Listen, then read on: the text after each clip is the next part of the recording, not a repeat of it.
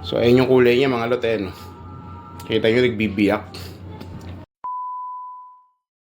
So ayun na mga lot, natapos na natin yung Candy Violet. So ito nga pala yung ginawa natin sa Candy Violet nung nagbuga tayo, no? Ayan, nasa lata siya, tapos sinalin ko siya sa isang maliit na lalagyan.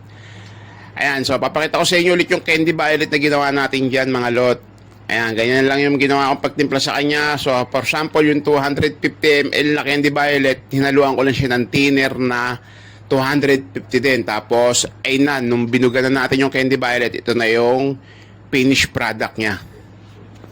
Mga lot, natapos na natin yung base natin na Candy Violet dyan, no? Saka ng Aerox. Ayan, tapos na natin lahat yan. Pakita ko sa inyo. Ayan, ganda ng kulay, violet pa lang, no? So, gagawin na natin, so papakita ko na sa inyo yung gagamitin natin chameleon dito sa violet na to mga lot.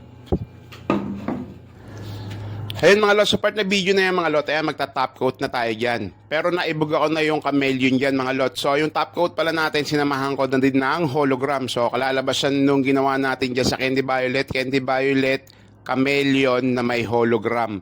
So hindi ko na naisama yung video sa pagtimpla ko ng chameleon mga lot, no? Pero naibuga ko na siya dyan sa hanang Aerox. So yung part ng video na yan mga lot, nagta-top coat na tayo yan. Tapos pagkatapos niyang pag-top coat ko mga lot, papakita ko na sa inyo yung finished product ng Candy Violet chameleon na may hologram mga lot. Ayun mga lot, tapos na natin yung violet, no? Yung Candy Violet na ginawa natin chameleon. So ayun na yung kulay niya. Lapitan natin mga lot. Na nilagyan ko pala ng hologram, no?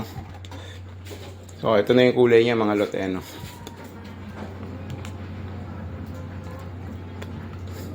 Tapos yung hologram yan.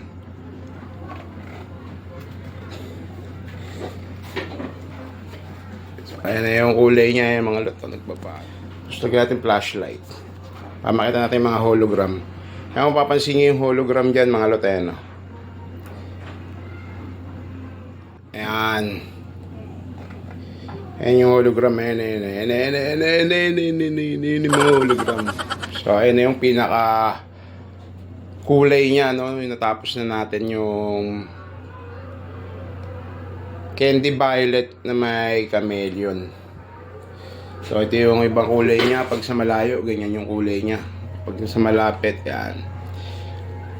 Nagba-violet blue. Tapos ayan, may parang kulay green. Buksan natin yung spotlight mga lot. Yan, so ayan naman yung kulay niya pag tinamaan talaga ng liwanag, na for example ng mga araw. Ayan. Ayan, oh. Ganda, di ba?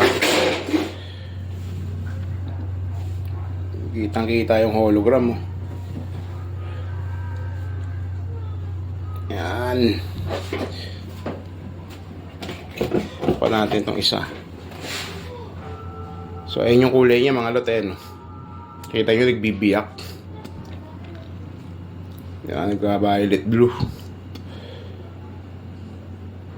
Tapos yan, may kulay green. Ayan, kita ng kulay na ito mga lot.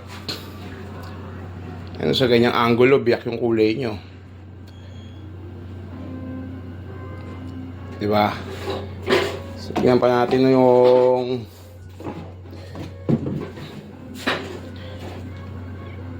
yan, yung tapalodo. So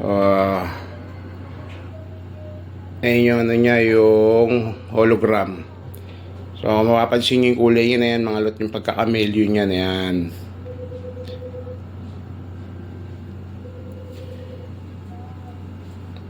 Kahati yung kulay niya pag tinatamaan na matingkad na liwanag. Ayan, oh.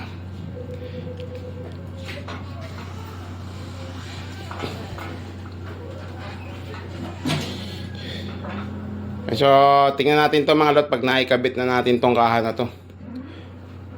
Para makita natin ng isang buo. Ganda ng kulay, oh. So, yun mga lot, nakabit na natin yung kaha ng Aerox version 1. So, ito yung kulay niya. Medyo inabot na ng gabi, no? Ayan siya sa dilim.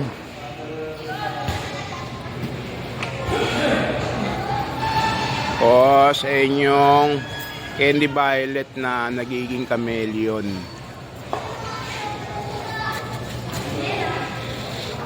Ayan.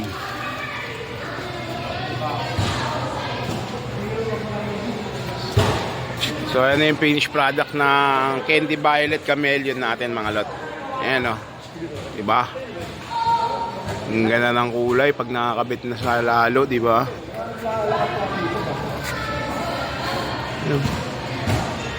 Gabi pa yan, ilaw lang yan nito. Yan, dito tayo sa maliwanag naman. Yan naman siya pag maliwanag. Lalo na sa araw to.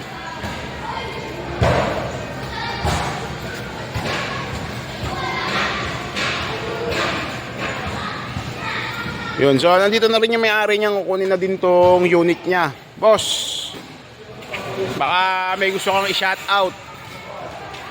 Panalo, magpapintura na kayo rito. Thank you boss, salamat. Thank you. Ingat.